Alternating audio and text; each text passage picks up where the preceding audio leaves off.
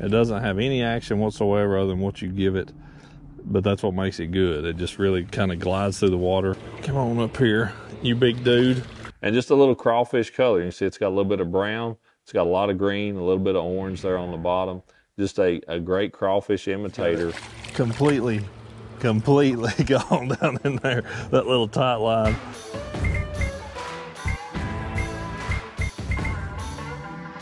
Hey everybody, welcome back to the channel. We have done the Pick 4 video series for a little over a year now, and actually doubled up on a couple months there, October, November, and December.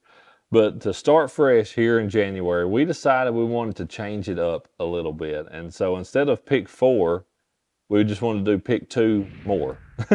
Because, I don't know, I just kind of felt odd saying, you know, these were 4 baits, you could take this.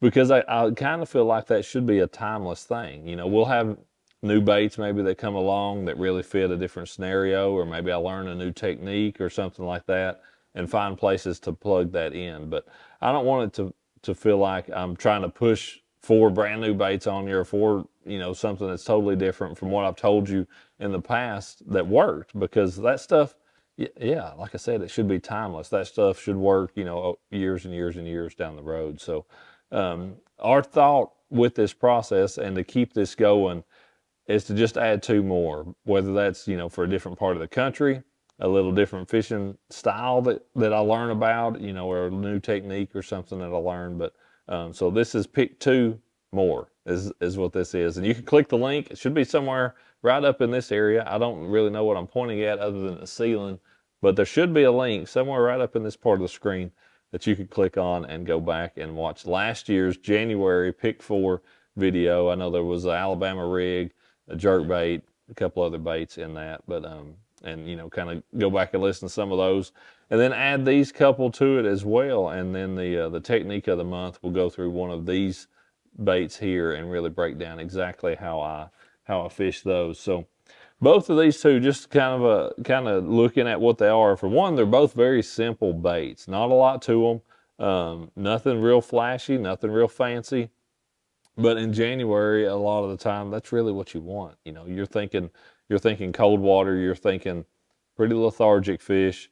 You know, stuff that you don't want a big wide wobbling crankbait this time of the year. You don't want to. For me, most of the time, I'm not wanting a 5 or 6 inch swim bait or a big spoon or something like that. I want something that's just a little morsel, something that those fish are going to be able to find, but it's going to be very natural, and something I'm going to be able to generate hopefully a lot of bites with. Both of these are kind of based around fairly clear water and probably multi-species, largemouth, smallmouth, you know, spots, that kind of stuff. Something that's not just strictly a largemouth technique. We were actually joking before filming this. I'm like, I could do one of these for around home, and then do another one for Okeechobee, and have one that would be a you know, a craft hair jig, and the other one would be a punch rig. Could really make it diverse. But we decided to stick with a couple that would certainly work in this part of the world, and largemouth, smallmouth, spot, it'll catch them all. But yeah, first up is a little craft hair jig. I believe this one is a 3/16 ounce head. A 3/16 or a quarter, those are kind of the size that you want to fish that in. And just a little crawfish color. You see it's got a little bit of brown, it's got a lot of green, a little bit of orange there on the bottom. Just a great crawfish imitator. And that is a very, very simple yet extremely effective bait in the winter time. If I'm out there and that water's, you know, below 52, 55 degrees, you know, it's especially in January like this, I'm thinking that water's most likely going to be in the 40s somewhere. Could be as low as 42, could be as, you know, could be 48 or something.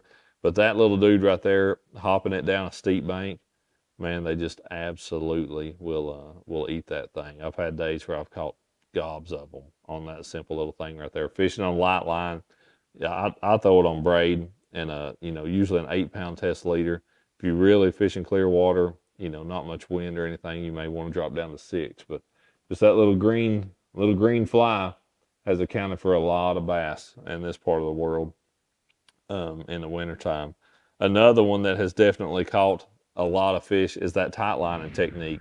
That is something that has gained a lot of notoriety, you know, really in the last few years.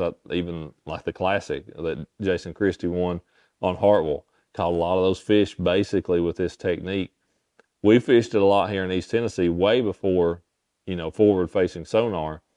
With forward-facing sonar, this just really, it really took a whole new dimension. You know, we would always just fish it going down the bank, much like you would sit and fish a crankbait in the wintertime. Put the boat in 8, 10, 15 feet of water, kind of 45-degree casting a crankbait. That's how we fished tight lining for the most part.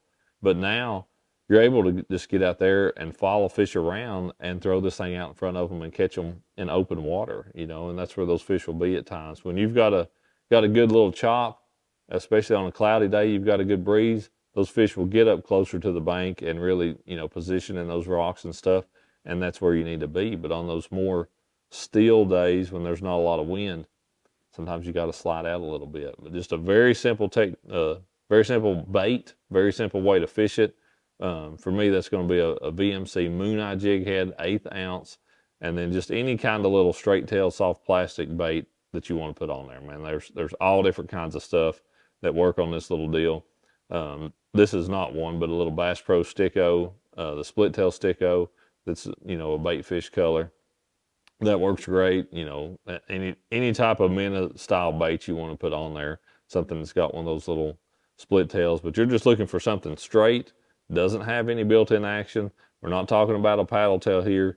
This is just a very, very simple deal. It just looks like a bait fish. You're going to throw it out there and swim it by those fish and get them to bite. It's a lot like crappie fishing, but just for bass. So it's a tight line is a great way to catch them, and that's what we'll talk about for the technique of the month. We'll really get into that, dive down into that really deep. But yeah, this is the new version. Not pick 4, we're picking 2 more to go with last year's video. So be sure that you go back and check those out, as well as adding these couple to your arsenal as well.